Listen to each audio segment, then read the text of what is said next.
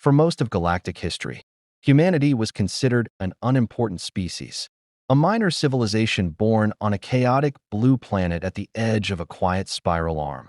A world known as Earth where storms could swallow continents. Oceans hid monstrous predators.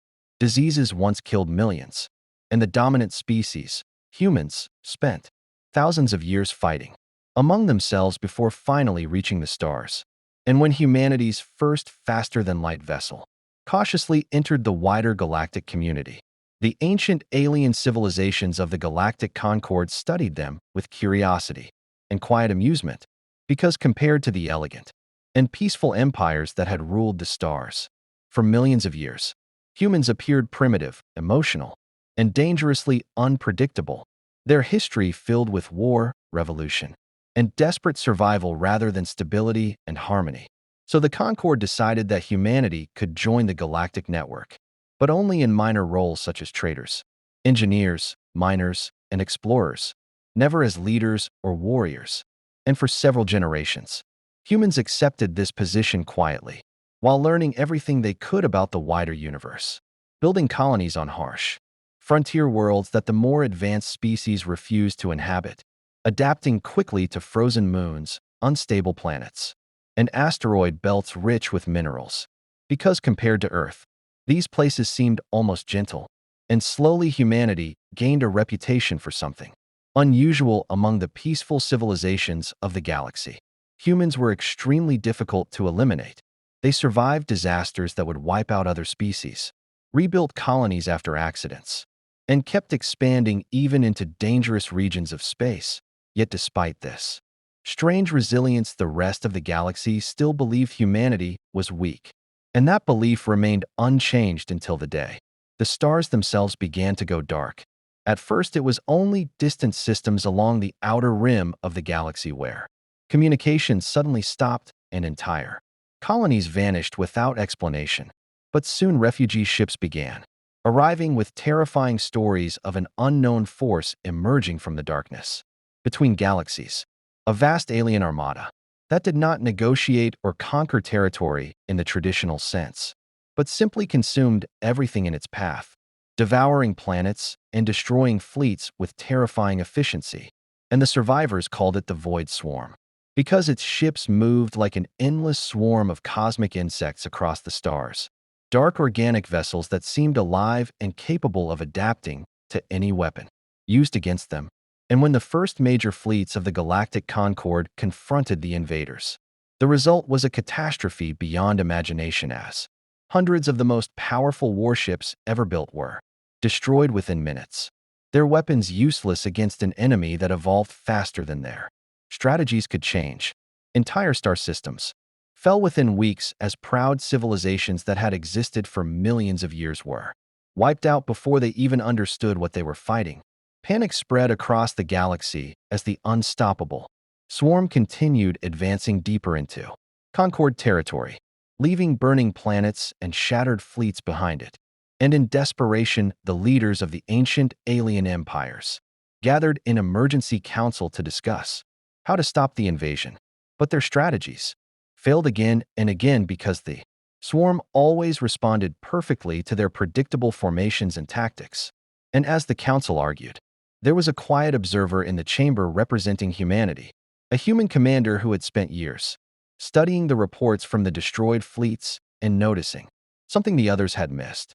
Because while the ancient species of the Concord had lived in peaceful stability for millions of years, humanity had spent most of its existence fighting wars against enemies stronger than itself and surviving through creativity, improvisation, and stubborn refusal to surrender.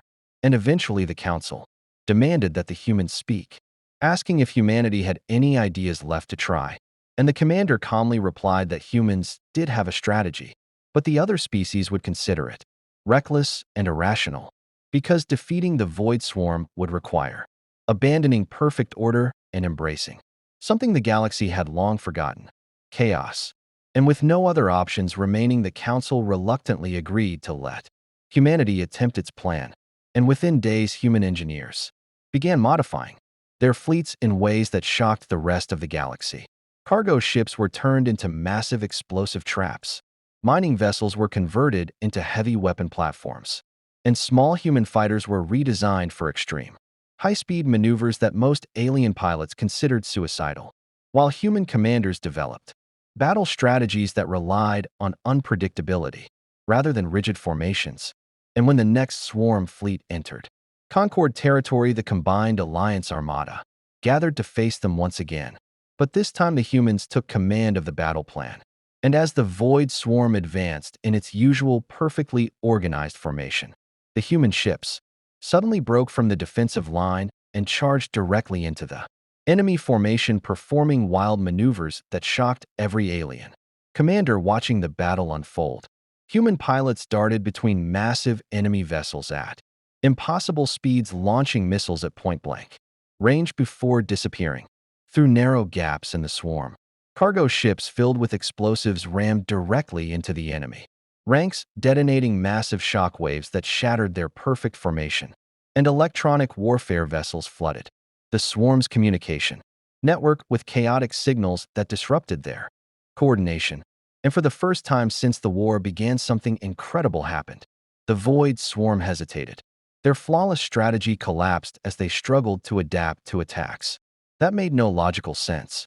And the rest of the Alliance fleet seized the opportunity, unleashing their most powerful weapons into the disorganized enemy ships, turning what should have been another massacre into the first real victory against the invaders.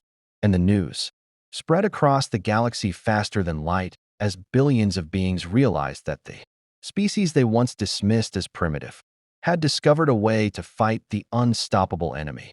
And from that moment forward, humanity became the center of the war effort as alien fleets began studying human tactics and adopting their unpredictable methods.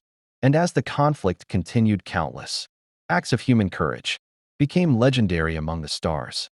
Human rescue ships flying directly into battle zones to evacuate alien civilians, human soldiers defending worlds that were not even their own, and human scientists working day and night to design new technologies capable of damaging the biological structures of the swarm ships.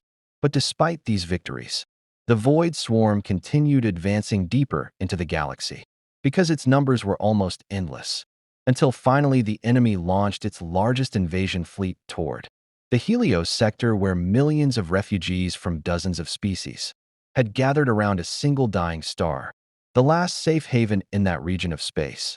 And as the remaining fleets of the Galactic Concord assembled for what everyone believed would be their final battle, a message suddenly appeared across every communication channel in the system, a message coming from humanity. And moments later, hundreds of hyperspace portals began opening across the battlefield as the largest human fleet ever assembled emerged into view.